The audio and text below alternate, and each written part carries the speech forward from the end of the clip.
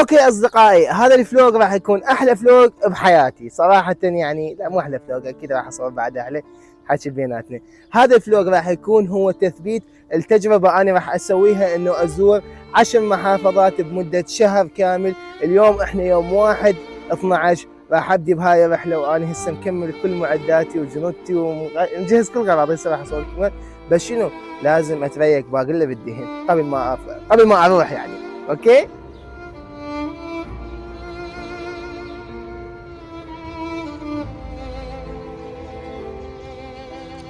اوكي يا اصدقائي، كملنا الريوق مالتنا وراح نطلع بهاي الرحله مالتنا الى محافظه البصره.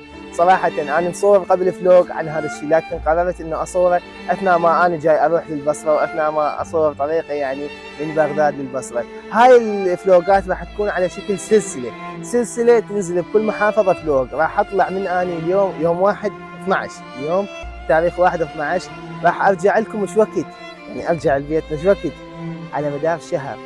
ارجع يوم 30 بالشهر، يعني ويا الكريسماس ارجع، ويا اخير يوم يعني ويا اول يوم الكريسماس انا ارجع للبيت.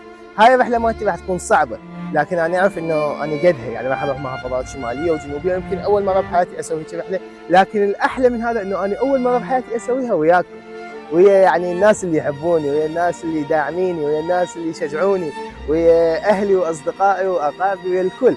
راح اصور لكم كل المحافظات اللي اروح لها. للامانه انا مو كلش مجهز لهاي الرحله، لكن راح اعرف نفسي انه انا قدها، اعرف نفسي قدها، راح اقدر انجح بهاي الرحله ان شاء الله. انجح بجهود يعني اوكي، اول شغله بجهود الله سبحانه وتعالى، وثاني شغله من كلامكم ودعمكم وتشجيعكم، ويعني كل هذني اسباب يخلني انه اني استمر، يخلني انه اني مثلا اتقوى، يخلني انه اني اطلع واغامر واروح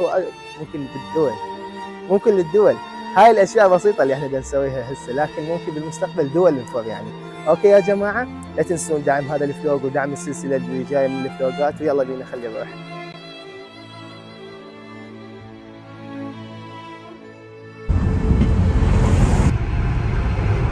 وهاي اول غدا هنا يا حسن، ما شاء الله. شوف السمك، التمر شكله غريب، خليه نجربه.